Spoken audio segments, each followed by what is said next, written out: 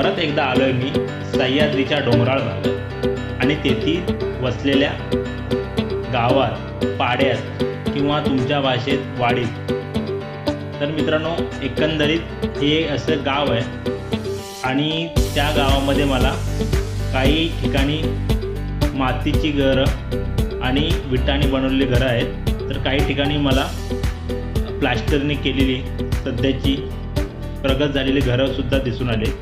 तर आणखी एक गोष्ट म्हणजे इथे एक बाजूलाच कारवीच्या काड्या आहेत, त्या काड्यांपासून सुद्धा घरं बनलेली आहेत आणि एकंदरीत हा इथला रस्ता आहे। आणि जरा पुढे आल्यानंतर मला एक असा कॉन्क्रीट केलेला रस्ता आहे।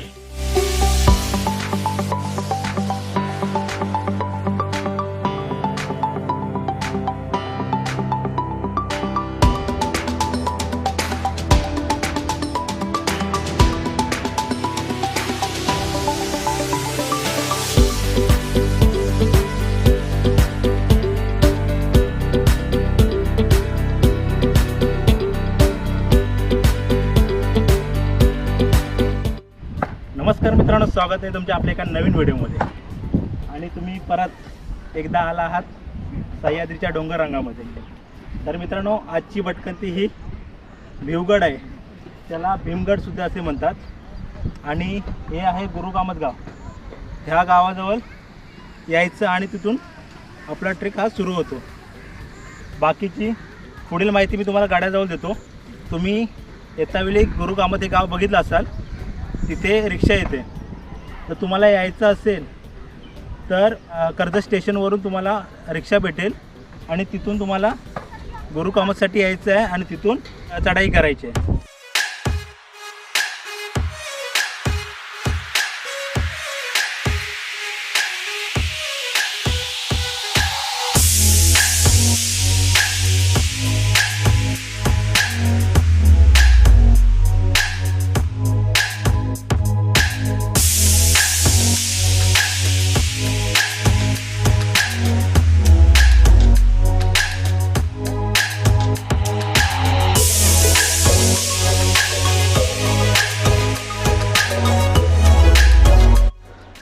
मित्रांनो, हा किल्ला हा सोप्या श्रेणीमध्ये येतो।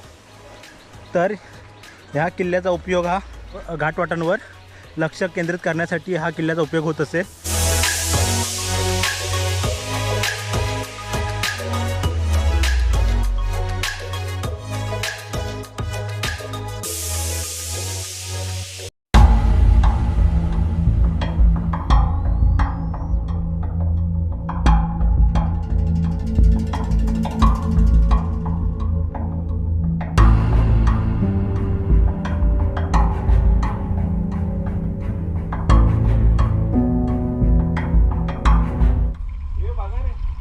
काही अंतर पार केल्यानंतर आपल्याला इथे अशा कोरीव पायऱ्या लागल्या आहेत आणि असे घळई आहे पाठी, ते तुम्ही बघत असाल।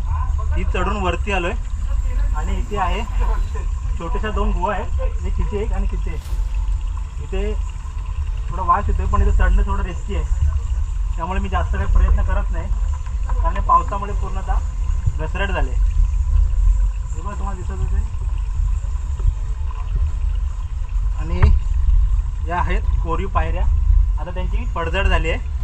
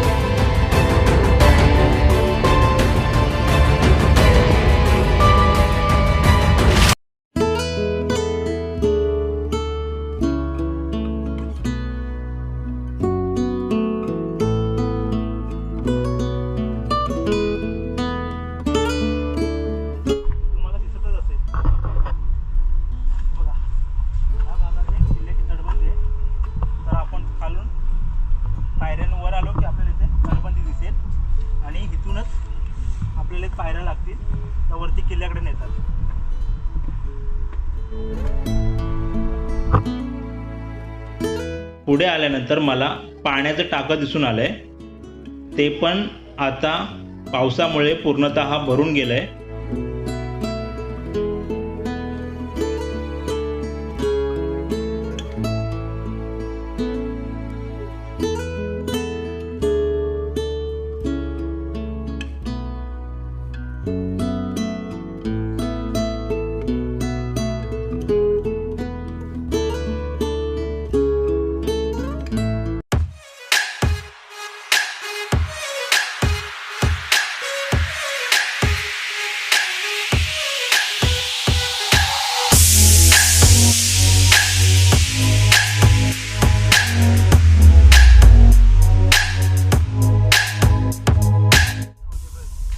मित्रांनो, आता आपण आलो आहोत भिवगडच्या बालेकिल्ल्याजवळ.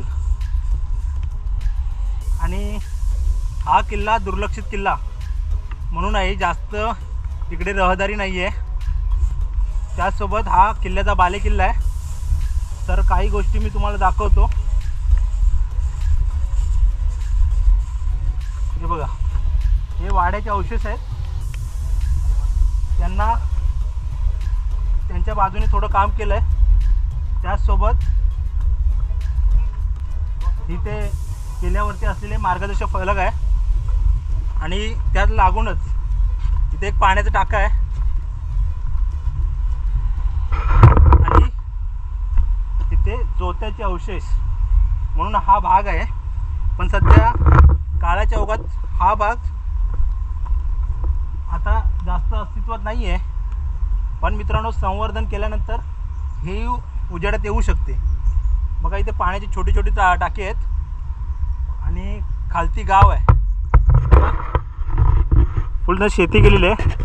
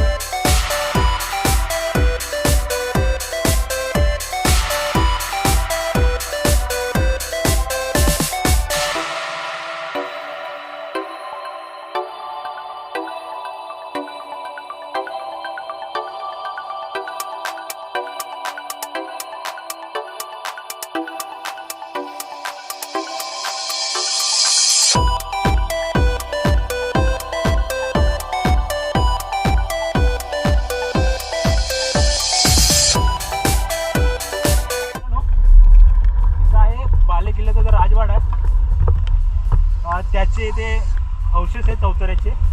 बाकी सर्व ढासळले आहेत.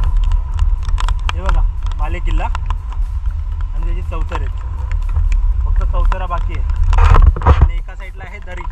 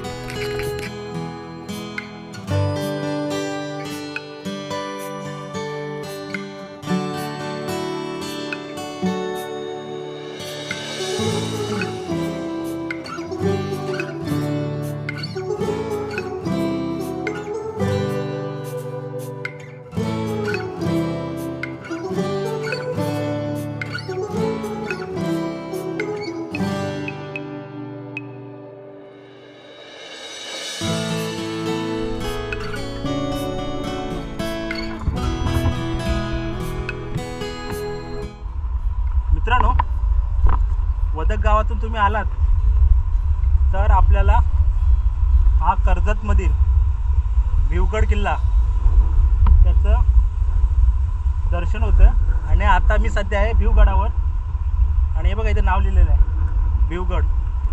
खूप दुर्गम असा किल्ला आहे. 4 एकरामध्ये पसरलेला हा किल्ला. ह्या घाटमाता आहेत त्यांच्या संरक्षणासाठी हा किल्ला बनवला गेला आहे.